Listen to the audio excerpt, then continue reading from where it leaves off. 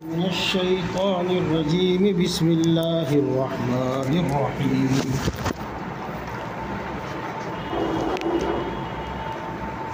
लिर्रिजालि नसीबुम मिम्मा तरकल वालिदानि वल अक़रबून वलिन्निसाइ नसीबुम मिम्मा तरकल वालिदानि वल अक़रबून मिम्मा क़ल्ल मिन्हु औ कसुर नसीबम मफ़रूज़ा व इज़ा हज़रल क़िस्मत उलुल क़ुरबा वल यतामा वल मसाकीन फ़रज़ुक़ूहुम मिन्हु वक़ूलू लहुम क़ौलन मअरूफ़ा वलियख़्शल्लज़ीन लौ तरकू मिन ख़ल्फ़िहिम ज़ुर्रिय्यतन ज़िआफ़न ख़ाफ़ू अलैहिम फ़लियत्तक़ुल्लाह वलियक़ूलू क़ौलन सदीदा इन्नल्लज़ीन यअकुलून अम्वालल यतामा ज़ुल्मन इन्नमा यअकुलून फ़ी बुतूनिहिम नारा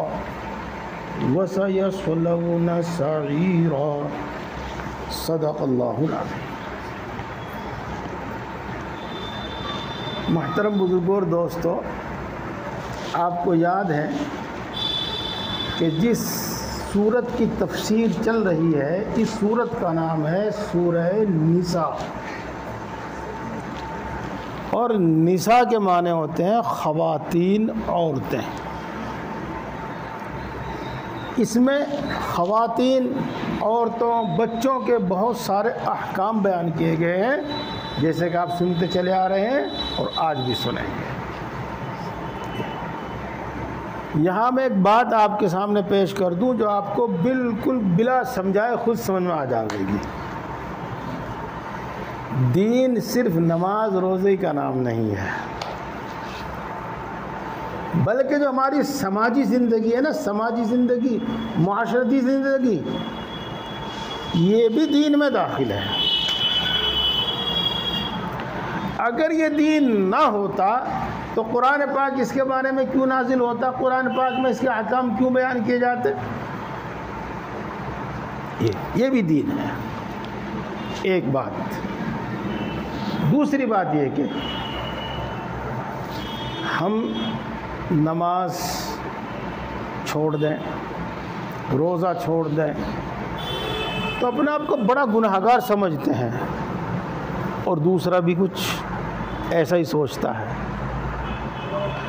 और हमारी माशरती जो ज़िंदगी है, हमारे जो माशरती रहन सहन और मामलात हैं, उसमें आदमी जितनी गड़बड़ करेगा इतना होशियार और इतना अक्लमंद माना जाएगा। हालांकि जिस तरह नमाज छोड़ना ये जहन्नम में जाने का सबब है, इसी तरीके से माशरती बदमामलगी ये भी जहन्नम में जाने का सबब है। और उलमा किराम तो यहाँ कुछ और फरमाते हैं। हाँ, एक शख्स नमाज छोड़ता है तो वो सिर्फ अल्लाह का हक ज़ाय करता है, अल्लाह का नाफरमान, अल्लाह का गुस्ताख है। और जो शख्स माशरती समाजी बदमामलगी करता है, वो जिसके साथ उसने बदमामलगी की है उसका भी मुजरिम है। और इस हैसियत से कि अल्लाह ने हुक्म दिया था, उसने उसकी खिलाफ वर्जी की, अल्लाह का भी मुजरिम है। डबल मुजरिम है। आप बार बार सुनते हैं ना, हुकूकुल इबाद, यही तो है वो बंदों के हुकूक जिनके बारे में हम बार बार सुनते हैं कि अल्लाह अपना हक बहुत जल्दी माफ़ कर देगा, और बंदे का हक बिल्कुल नहीं माफ़ करेगा। बंदा ही माफ़ कर दे तो ठीक, लेकिन अल्लाह माफ़ नहीं करेगा। तो इन चीज़ों में हमें गौर करना चाहिए, ध्यान देना चाहिए। एक बात तीसरी और सुन लीजिएगा, अल्लाह वाला सिर्फ नमाज पढ़ने से नहीं बनता। जब तक उसके अंदर तकवा ना हो, उस वक्त तक वो अल्लाह वाला नहीं बनता। और तक़वा में ये भी शामिल है कि अल्लाह के किसी हुक्म की खिलाफ वर्जी ना हो, चाहे वो इबादत से मुताल्लिक़ हो और चाहे वो समाजी और माशरती ज़िंदगी से मुताल्लिक़ हो। अब अगली बात सुनिए, इस्लाम ने समाजी इंसाफ को आला दर्जे पर पहुंचाया। इससे पहले पूरी दुनिया में क्या हो रहा था, तारीख पढ़ के देखोगे तो पता चलेगा। बच्चों के, औरतों के, कमज़ोरों के, सब के हुकूक बयान किए। और अल्लाह के रसूल सल्लल्लाहु अलैहि वसल्लम ने और सहाबा किराम रिज़वानुल्लाहि ताला अलैहिम अजमईन ने ये नहीं कि बस अल्लाह का हुक्म आया और सुन लिया और फिर कमर के पीछे डाल दिया, नहीं, उसको नाफिज किया, उसी के मुताबिक अमल किया, उसी के मुताबिक इस्लामी मुआशरा और इस्लामी समाज उसी में डला। अब देखो, आप तो जानते हैं, खूब सुने हुए हैं, शान नुज़ूल, यानी किस मौके पर यह आयत शरीफा नाज़िल हुई। अरब का एक दस्तूर था कि जो घोड़े पर सवार होता है उसके लिए तो सब कुछ, और जो घोड़े पर सवार नहीं होता उसके लिए कुछ नहीं। तो बच्चे घोड़े पर नहीं सवार हो सकते, उनका कोई हक नहीं, किसी भी तरह का कोई हक नहीं उनका, ना उनके माँ बाप की मीरास में से, ना भाई की मीरास में से, किसी की मीरास में से कोई हक नहीं उनका। और औरत भी घोड़े पर सवार नहीं हो सकती, वो भी मैदान जंग में नहीं लड़ सकती, तो उसके लिए भी कोई हक नहीं, न उसके शोहर के तरके में से, मीरास में से उसका कोई हक, न उसके माँ बाप के मीरास में से, तरके में से कोई हक। उसके अलावा भी किसी इज्जत, किसी एहतराम की मुस्तहिक नहीं। ये उनका दस्तूर था। इसी दस्तूर के मुताबिक रसूलुल्लाह सल्लल्लाहु अलैहि वसल्लम के ज़माने में एक वाक़या पेश आया। हज़रत औस इब्न साबित रज़ी अल्लाह ताला अन्हु एक सहाबी थे, मालदार सहाबी थे, उनका इंतकाल हो गया। उनकी औलाद में एक नाबालिग बेटा था और दो बड़ी लड़कियां थी, बालिग बड़ी लड़कियां थी दो, और एक बीवी उनकी। तो चार आदमी समझो उनके घर के आदमी थे। अब अरब के दस्तूर के मुताबिक इनमें से किसी को कोई हिस्सा नहीं मिलता था, न लड़कियों को न बीवी को कोई हिस्सा नहीं मिलता था। लड़के को भी नहीं मिलेगा कि चूँकि वो भी यतीम है, भी घोड़े पर सवार नहीं हो सकता। तो हज़रत औस इब्न साबित रज़ी अल्लाह ताला अन्हु के भाई के बेटे, यानी इन लड़कियों के चचाजाद भाई आए और हज़रत औस इब्न साबित रज़ी अल्लाह ताला अन्हु का सारा तरका, सारा सामान ले गए, सब चीज़ों पर कब्जा कर लिया। ये यतीम बच्चा भी, इसकी दो बहनें भी, इसकी बेवा माँ भी, सब चीज़ से महरूम हो गए। लेकिन जालिमाना ही सही, जो रवाज हो जाता है, जो कानून चल पड़ता है, उस पर अमल करना पड़ता है। ना अमल करे तो और मुसीबत खड़ी हो जाती है। हाँ, तो हज़रत औस इब्न साबित रज़ी अल्लाह ताला अन्हु की बीवी ने कहा कि ठीक है, तुम सारा सामान तो ले जा रहे हो, मैं और अपने छोटे बच्चे का गुजारा करूंगी, जिस तरह कर लूँगी, लेकिन जब तुम इससे सारी दौलत ले जा रहे हो तो मेरी इन दो बेटियों से निकाह भी कर लो, कम से कम मैं इनसे तो फारिग हो जाऊंगी, इनसे तो बेफिक्र हो जाऊंगी। तो उन्होंने उन बेटियों से निकाह, इनके उन लड़कियों से निकाह भी नहीं किया और माल सारा ले गए। ये हुआ, ये वही वाक़या है, इसी तरह का वाक़या जो आपने पहले तफसीर में सुना था। माल ले गए, निकाह किया नहीं। हज़रत औस इब्न साबित रज़ी अल्लाह ताला अन्हु की बीवी रसूलुल्लाह सल्लल्लाहु अलैहि वसल्लम के पास गई और पूरा वाक़या सुनाया। रसूलुल्लाह सल्लल्लाहु अलैहि वसल्लम ये सुनकर, ये वाक़या सुनकर खामोश हो गए, कोई जवाब नहीं दिया। और आप सल्लल्लाहु अलैहि वसल्लम की आदत शरीफा यही थी कि अक्सर व बेशतर आप इस मौके पे खामोश रहते, कुछ ना फरमाते, वही का इंतज़ार फरमाते। तो कुछ देर के बाद वही नाजिल हो गई और ये आयतें नाजिल हुई जिनकी आप तफसीर अब सुनेंगे, और इसमें आप अब सुनेंगे, देखेंगे कि अल्लाह तबारक व तआला ने क्या हुक्म फरमाया और समाजी इंसाफ के लिए क्या क्या अहकाम दिए।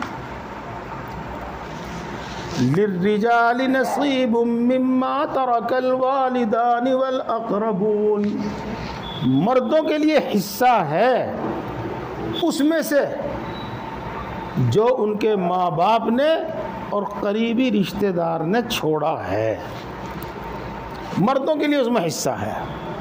और मर्द में बच्चा भी आ गया, लिहाजा बालिग हो नाबालिग हो, छोटा हो बड़ा हो, अपाहिज हो, घोड़े पर सवार होता हो ना होता हो, जो मर्द है उसके लिए हिस्सा है। जो भी उसके माँ बाप ने छोड़ा या जो उसके किसी और रिश्तेदार ने छोड़ा और कराबतदार ने छोड़ा, वो तफसील आगे आएगी यूसिकुमुल्लाहु फी औलादिकुम में, कि किस सूरत में मीरास में से हिस्सा मिलता है, किस सूरत में नहीं मिलता।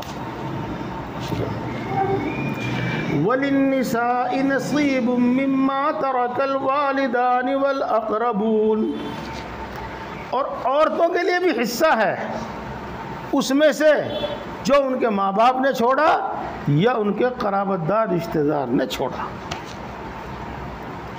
कायदे के मुताबिक जिसकी वो वारिस बनती है उसमें उसको हिस्सा मिलेगा।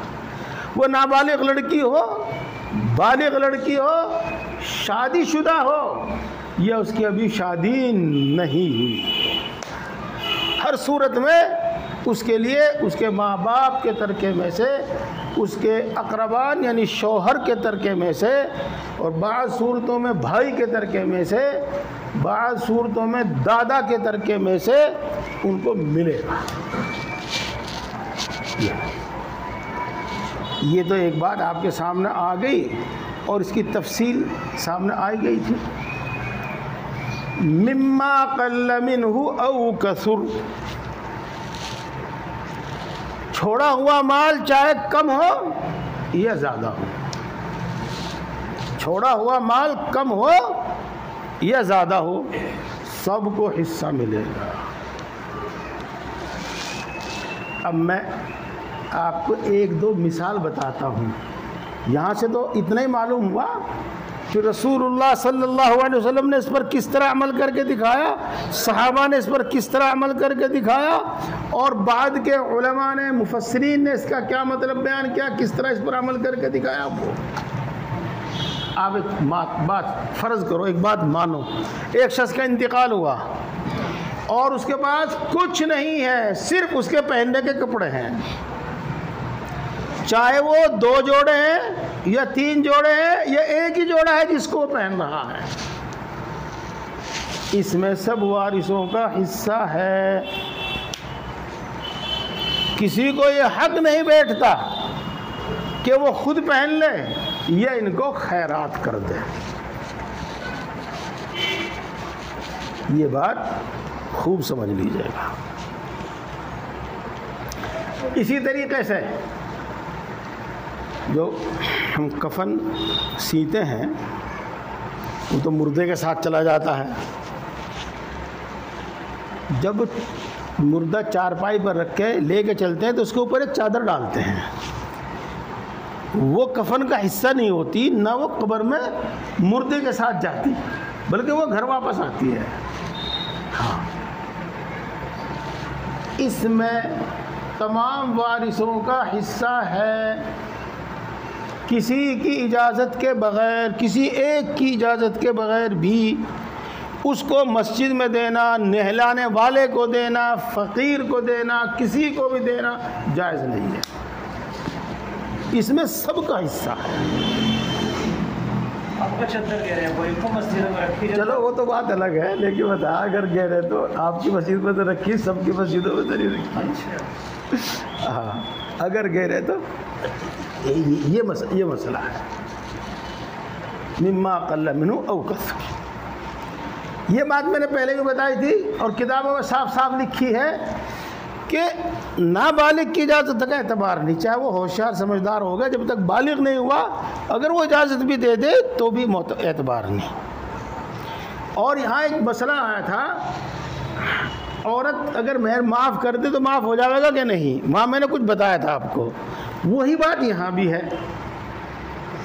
मैं बालिग हूँ, मुझसे इजाज़त मांगी गई, मेरा दिल तो चाहता नहीं, लेकिन 4 आदमियों के बीच में इजाज़त मांगी, अब मैं शर्मा रहा हूँ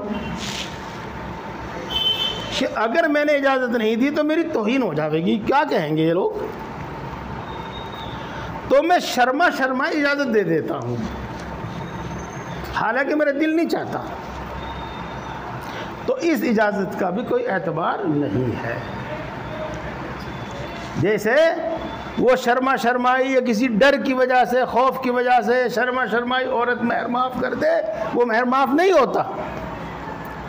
ऐसे ही अगर कोई शख्स शर्माई किसी भी लिहाज की वजह से, मर्द हो या औरत हो, इजाज़त दे दे किसी चीज़ की अपनी, तो वो इजाज़त शुमार नहीं होती। यहाँ एक मसला बता दूँ मैं आपको, बीच में एक मसला बता दूँ। ये हमारे अज्जी जी बैठे बुरा मानने के लिए, हाँ मैं मिसाल ही नहीं की दूँगा, ये और लेके 4 बड़े बड़े जिम्मेदार आदमी मस्जिद के लिए चंदा करने के लिए निकल लिए। अरे तेरे फांसी आ जाएगी, देखता क्यों नहीं, 10,000 रुपये तो के बिगड़ रहा तेरा, अजी 5 ले जाओ, भाई नहीं 10 ही लेंगे। अब उसने दे दी जी 10,000 रुपये मस्जिद में। ये मस्जिद में लेना लगाना जायज़ नहीं है। जो खुश दिली से दे, जो खुश दिली से दे और बग़ैर किसी लिहाज, बग़ैर किसी दबाव के दे, वो लेना और मस्जिद में लगाना जायज़ है। और ये मस्जिद की मिसाल मैंने दे दी, चाहे वो कोई भी हो, मामला कहीं का भी हो, वहाँ सब जगह यही मामला है, वो मामला सब जगह यही है। ये बात है। इसके बाद दोस्तों मैं 2-3 बातें और अर्ज़ करूँगा जो इसी आयत शरीफा से मुताल्लिक़ है। उसमें एक तो ये है कि अगर हम अपनी बहनों को, अपनी बेटियों को उसी तरीक़े से हिस्सा दें जिस तरीक़े से भाइयों को और बेटों को मिलता है, तो क्या हमारी बेटियां दूसरों की मोहताज रहेंगी? बताओ, नहीं रहेंगी, नहीं रहेंगी। ये है मसला। हमने इस सिलसिले में इस्लाम के हुक्म को नज़रअंदाज कर दिया और यहाँ पर जो हिंदुआना रवाज था वो इख्तियार कर लिया। मैं किस्सा सुनाऊँ आपको। किस्सा क्या, हदीस है, हदीस कहो किस्सा कहो, हदीस पाक है। एक शख्स के एक बीवी का तो इंतकाल हो गया, उसने दूसरी बीवी की, तो उस दूसरी बीवी से एक बेटा पैदा हुआ। पहली बीवी से भी औलाद थी, लड़के लड़कियां, ये दूसरी बीवी, इससे भी औलाद हुई, एक लड़का हुआ। तो ये दूसरी बीवी कहने लगी कि तुम्हारे पास जो ये ग़ुलाम है, ये ग़ुलाम मेरे इस बेटे को दे दो, इसको मालिक बना दो। हाँ तो जी ठीक है, मैंने दे दिया, इसको मालिक बना दिया। अब उसके जहन में आया कि अगर कोई हादसा हो गया, इसकी मेरे शौहर की मौत हो गई, कोई बात हो गई, तो इसके जो दूसरे भाई बहन हैं वो इसमें दावा करेंगे कि तो हमारे बाप का तरका है, हम अभी इससे दें। लिहाजा कहा कि इस पर गवाह बना लो तुम कि मैंने अपनी ज़िंदगी में इस ग़ुलाम का मालिक अपने इस बेटे को बना दिया है और ये जायज़ है, अपनी ज़िंदगी में मालिक बना। शौहर था, अब उनकी बातों से तुम अंदाज़ा लगा लियो कैसा था। ठीक है मैं गवाह बना दूंगा, तो जिसको तू कहे उसको गवाह बना दूंगा। ये तो उस औरत ने सोचा कि रसूलुल्लाह सल्लल्लाहु अलैहि वसल्लम से बढ़कर कौन मोतबर गवाह होगा, तो रसूलुल्लाह सल्लल्लाहु अलैहि वसल्लम को गवाह बना दे। उसने कहा ठीक। तो वो उस गुलाम को लेकर, अपने बेटे को लेकर रसूलुल्लाह सल्लल्लाहु अलैहि वसल्लम की खिदमत में हाजिर हुआ और कहने लगे कि अल्लाह के रसूल, ये मेरा बेटा है, ये मेरा ग़ुलाम है, और मैंने ये अपना ग़ुलाम अपने इस बेटे को दे दिया। आप सल्लल्लाहु अलैहि वसल्लम ने शेर फरमाया, तेरे और भी बेटे हैं? जी हाँ हैं। तूने सबको एक का ग़ुलाम दिया? अब जी नहीं, इसी को दिया बस। फरमाया कि मैं इस नाइंसाफ़ी पर गवाह नहीं बनूंगा। ये हदीस पाक में तो लड़कों की बात आई है, लेकिन अपनी ज़िंदगी में आदमी अगर दे तो जो बेटों को दे, बेटियों को भी दे। जो बेटों को दे, बेटियों को भी दे, और बराबर दे दोनों को, बराबर दे दोनों को, लड़कों को भी और लड़कियों को भी। मैंने एक मकान बेचा 10 लाख रुपए का। अब मेरे 2 बेटे, 4 बेटियां, तो मैं ये 10 लाख रुपए बेटों को ना दे दूं, बल्कि बेटों को भी दूं और बेटियों को भी दूं, और 6 के 6 को बराबर दूं। वो अलग बात है कि मैं ये तय कर लूं कि इस वक्त मेरे दोनों बेटों को ज़रूरत है, मैं दोनों को दे दूं, बाद में मेरे पास आमदनी कुछ होगी तो मैं बेटियों को दूंगा, वो अलग एक बात है। तो अगर हम इस अल्लाह के इस हुक्म पर अमल करें तो हमारी बेटियां मोहताज नहीं होंगी, खुद कफील होंगी, खुद कफील, वो मोहताज नहीं होंगी। ये आज क्या सोच लिया हमने, लड़की को पढ़ाओ लिखाओ, डॉक्टर नहीं बनाओ ताकि किसी की मोहताज ना हो, पढ़ाओ लिखाओ, मास्टर नहीं बनाओ किसी की मोहताज ना हो। उससे ज़माने में क्या फितना फसाद बर्पा हो रहा है, आपको बताने की ज़रूरत नहीं, आप मेरे से ज़्यादा वाकिफ़ हैं, मेरे से ज़्यादा वाकिफ़। ये अब मैं इसके साथ, यहाँ औरतें तो हैं नहीं, लेकिन आपके ज़रिए बात पहुँच जावे। हाँ, औरतों को भी मैं कहता हूँ कि वो भी इतनी मेहरबान न बने कि जो कुछ आया सारा बेटों पर खर्च कर दिया, औलाद पर खर्च कर दिया, जो कुछ हाथ में आया सारा शौहर को दे दिया। वो भी ऐसा ना करें, शौहर का कुछ पता नहीं कि इसका कभी इसका मूड ख़राब हो जा, और बेटों का कुछ पता नहीं, बहू आने के बाद फिर क्या इनका मूड बनेगा, क्या इनका बर्ताव होगा।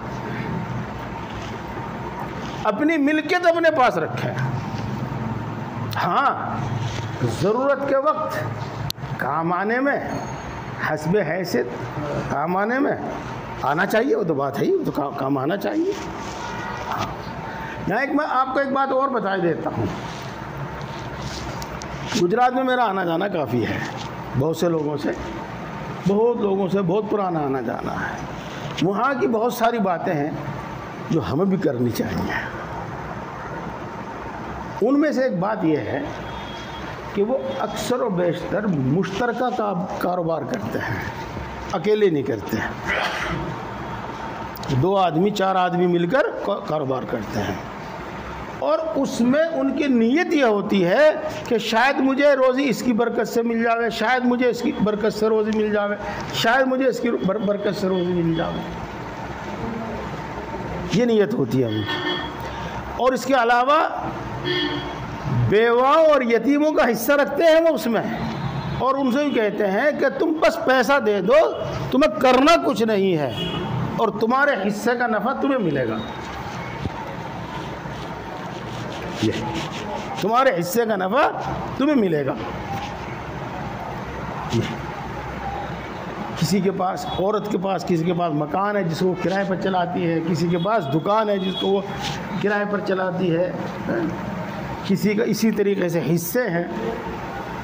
तो खुदा न खास्ता शोहर ऐसा अपाहिज होगा कि कर नहीं सकता कुछ, तो कुछ उसकी आमदनी, कुछ उसकी आमदनी, खुदा न खास्ता तलाक हो गई तो वो अपने ठिकाने पर तो है, उसके अखराजात तो पूरे हो रहे हैं, बहुत ज़्यादा नहीं तो भाई ऐसी तंगी भी नहीं कि जो मांगना पड़े। तो देखो औरतों का यानी मसलन बीवी उसका हिस्सा, माँ कह लो, जब बाप का इंतकाल हो तो माँ का हिस्सा माँ को दो, जब इंतकाल हो तो बहनों का हिस्सा बहनों को दो, और यतीम का हिस्सा यतीम को दो। उसके बारे में बहुत सारी बात आपको मिलेगी। नसीबम मफरूदा, ये हिस्सा अल्लाह तबारक व तआला की तरफ से मुकर्रर किया गया है और किसी को हक नहीं है इस हिस्से को ख़त्म करने का, किसी को हक नहीं है इस हिस्से को ख़त्म करने का, अल्लाह की तरफ से मुकर्रर किया गया है। जिसका ये हिस्सा है अगर वो माफ़ कर दे तो हो जाएगा, वरना कोई सूरत नहीं, न काजी माफ़ कर सकता, न हाकिम माफ़ कर सकता, न माँ बाप ख़त्म कर सकते उसका हिस्सा। मिसाल के तौर पर बाप ये वसीयत करके जाता है कि ये मेरा बेटा बड़ा नाफरमान है, मैंने इसको अपनी मीरास से महरूम कर दिया, इसको कोई हिस्सा ना दिया जावे। वो लिख के जाता है, वसीयत करके जाता है, लिख के जाता है, उसकी इस वसीयत का कोई एतबार नहीं। उस नाफरमान बेटे का जो हिस्सा बनता है शरीयत की रूह से, जो अल्लाह ने मुकर्रर किया है, वो उसको मिलेगा। ये है। एक दूसरी सूरत और है, मर्द अपनी ज़िंदगी में अपना माल, मैं इन्हें साड़ों को दे के नहीं जाने का बिल्कुल भी, मैं अपने माल का कुछ भी करूं लेकिन इन्हें नहीं दे के जाने का। नाराज़गी है, गुस्सा है, और वो उसको खैर खैरात कर दे, जायज़ नहीं। एक हदीस पाक में आया है कि जो शख्स अपने किसी वारिस को मीरास से महरूम करेगा, अल्लाह उसको जन्नत से महरूम कर देगा।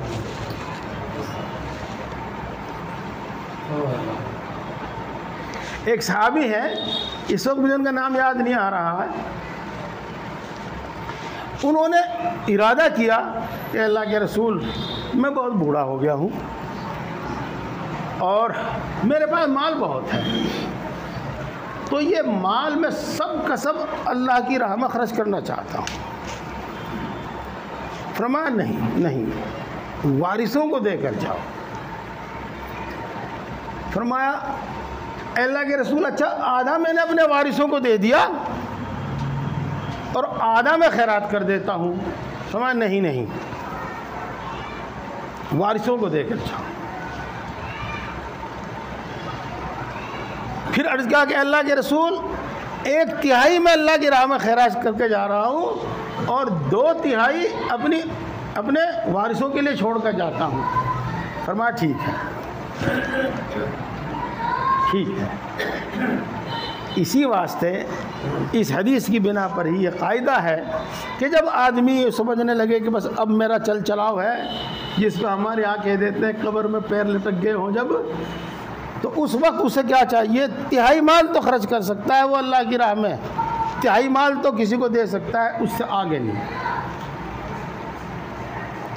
और अगर वो कहे कि मेरे मरने के बाद मदरसा बनवा दियो, मस्जिद बनवा दियो, कुआं बनवा दियो, पुल बनवा दियो, सराय बनवा दियो, मुसाफिर खाना बनवा दियो, तो उसमें सिर्फ 1/3 माल खर्च किया जाएगा, उससे ज़्यादा नहीं खर्च किया जाएगा। यह हिस्सा अल्लाह तबारक व तआला की तरफ से मुकर्रर किया हुआ है। जब तक मौत के आसार ना हो बल्कि तंदुरुस्त हो, उस वक्त अगर वो किसी को कम किसी को ज़्यादा देने लगे तो इसकी गुंजाइश है। मिसाल के तौर पर एक शख्स है, वो अपने पैरों पर खड़ा हुआ खूब कमाता है, एक शख्स कमज़ोर है और उसकी कमज़ोरी और गरीबी की वजह से अगर उसको कुछ ज़्यादा देने लगे तो इजाज़त है। ये है। तो बहरहाल ये हिस्सा अल्लाह की तरफ से मुकर्रर किया गया है। अभी एक वाक़या हुआ, बाप बेटों से नाराज़, पोतों के नाम ज़मीन कर गया। पोतों के नाम ज़मीन कर गया, उसको इसका हक नहीं था, उसको इसका हक नहीं था। बहरहाल ये जो नसीब मफरूज़ा है, ये हिस्सा बता रहा है कि अल्लाह की तरफ से हिस्सा मुकर्रर किया गया है, इसको ख़त्म करने का हक नहीं है। ये सब बात है। अब आगे चलते हैं। एक बात जो आपके जहन में भी होगी और ना हो तो कोई डाल दे किसी वक्त पे, हो सकता है बहुत बड़ा मजमा है इसमें, कोई ना कोई। एक शख्स के 4 बेटे हैं, चारों की औलाद है। इन 4 बेटों में से एक बेटे का इंतकाल हो गया बाप की ज़िंदगी में, और उस बेटे की औलाद है। अब 3 बेटे हैं और एक बेटा मर गया, उसके बच्चे हैं, इन पोते हैं। तो देखो उन पोतों को कोई हिस्सा नहीं मिलेगा, इन 3 बेटों को हिस्सा मिलेगा। और हदीस पाक में इसकी खूब वजाहत कर दी गई है, और कुरान पाक में अक़रब का लफ्ज़ इस्तेमाल किया गया है, जो सुने मिम्मा तरकल वालिदान वल अक़रबून, जो ज़्यादा करीब होगा उसको हिस्सा मिलेगा। अब पोतों और बेटों में बेटे ज़्यादा करीब है, इसलिए बेटों को हिस्सा मिलेगा, पोते को हिस्सा नहीं मिलता। अब आप यूँ कहेंगे कि जी वाह ये क्या हो गया, जैसे कि एक वकील साहब मुझसे झगड़ रहे थे कि एक बाप है, उसके 100 बीघे ज़मीन और 2 बेटे, एक बेटे का उसकी ज़िंदगी में इंतकाल हो गया तो 100 की 100 मिल गई एक बेटे को, और दूसरे बेटे के बच्चे आ गए सड़क पे। ये क्या कानून जी? मैंने कहा वकील साहब, कुछ चीज़ें ऐसी हैं जो इंसान के कब्ज़े इख्तियार में नहीं होती, वो खुदाई इख्तियार में होती हैं। मैं आपको एक मिसाल देता हूँ। उन्हें वकील साहब को मैंने कहा मैं आपको एक मिसाल देता हूँ। एक शख्स के, एक बाप के 2 बेटे हैं, एक लड़का हुआ, उसके बाद फिर चिड़िया का बच्चा भी हुआ, और दूसरे का धड़ाधड़ 10-12 बच्चे हो गए। अब 50-50 बीघे मिली दोनों को, दोनों बेटों को 50-50 मिली। तो एक में तो एक ही बेटा 50 का, पोता एक ही 50 का मालिक है, और दूसरे 5-5 बीघे का मालिक है, 8-8 बीघे का मालिक है। अब बताओ तुम क्या करोगे जी? तो बहुत सारी बातें हैं जो इंसान के इख्तियार में नहीं होती, इसलिए पोतों का हक नहीं बनता। अलबत्ता ऐसा नहीं कि पोते को महरूम कर दिया जाए। अगर पोता वारिस होता, मेरी बातें समझ लियो, अगर न समझ में आवे तो सुन लियो, आधी अधूरी कुछ समझ में आवेंगी। अगर बेटा वारिस हो तो दादा उसके लिए कोई वसीयत नहीं कर सकता, क्योंकि वारिस के वास्ते कोई वसीयत नहीं होती। अब चूंकि पोता वारिस नहीं है, इसलिए दादा को ये हक है कि उसको जितनी चाहे अपनी ज़िंदगी में दे दे। अगर वो चाहे तो 1/3 के अंदर वो उसके लिए वसीयत भी कर सकता है। मिसाल के तौर पर यूँ कहे कि मेरी जो 150 बीघे ज़मीन है, भाई 50-50 तो दोनों बेटों की है, और ये 50 जो है मेरे पोते की है, तो वसीयत कर सकता है उसके वास्ते। ये नहीं कि सब एक ही कानून के अंदर आवे। जब उसके लिए एक दूसरा कानून का दरवाज़ा खुला हुआ है तो किसी को एतराज़ करने का हक नहीं है। तीसरी बात अब आगे सुनियो आप, अभी तीसरी बात अब आगे सुनियो। वइज़ा हज़रल क़िस्मत उलुल क़ुरबा वल यतामा वल मसाकीन फ़र्ज़ुक़ूहुम मिन्हु वक़ूलू लहुम क़ौलन मअरूफ़ा। तर्जमा बाद में करूँगा, पहले मैं इसका हासिल बयान करता हूँ। जब मीरास तकसीम करने लगो, और मीरास तकसीम करने में रुक्का रोड़ा हो ही हुए हैं, उस रुक्के रोड़े में दूसरे लोग भी आ गए, ये जो मरने वाले के बहुत करीब है, लेकिन कानूनी तौर पर उनको हिस्सा नहीं मिल रहा। मिसाल के तौर पर पोता बहुत करीब है मरने वाले के, लेकिन कानूनी तौर पर इसको हिस्सा नहीं मिल रहा। तो ऐसों को भी तुम अपनी रजामंदी से कुछ दे दिया करो। और यतीम मिस्कीन जो हाजिर हों उनको भी कुछ दे दिया करो। लेकिन याद रहे कि इसमें भी बालिग अपने हिस्से में से देंगे, नाबालिग के हिस्से में से नहीं दिया जाएगा।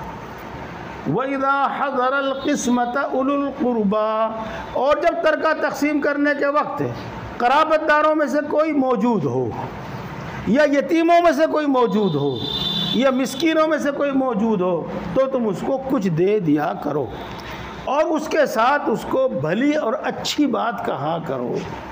दिल तोड़ने वाली बात ना कहो, बल्कि उसका हौसला दिलजोई करने वाली बात कहो।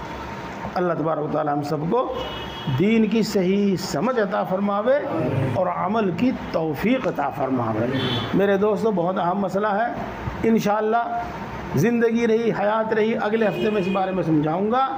मैं आपको ये बात बता रहा हूँ, जो हुकूकुल इबाद का बार बार आप बयान सुनते हैं, बार बार आप बयान सुनते हैं, उसमें जहाँ और दूसरी चीज़ें हैं, ये मीरास का मसला भी है। इसको सही सही तकसीम क्या करो। हमारे यहाँ ये देखने में आ रहा है कि भाई जो ज़मीन जायदाद है सरकारी कागज़ों में, वहाँ तो है, वहाँ तो कब्बू चलता नहीं, वो तो मिल जा सबको, नहीं तो जो जिसके हाथ लगा ले भागा। पैसे का कुछ पता नहीं, सामान का कुछ पता नहीं, ये जो जिसको हाथ में लगा वो ले भागा। तो ऐसा नहीं है। शरीयत ने हिस्से मुकर्रर किए हैं सबके, और वो उसका हक है और बंदे का हक है। और यहाँ दोहरी पाबंदी है, एक बंदे के हक की वजह से, एक अल्लाह के हक की वजह से। इसलिए इसका ध्यान रखना चाहिए। अल्हम्दुलिल्लाहि रब्बिल आलमीन।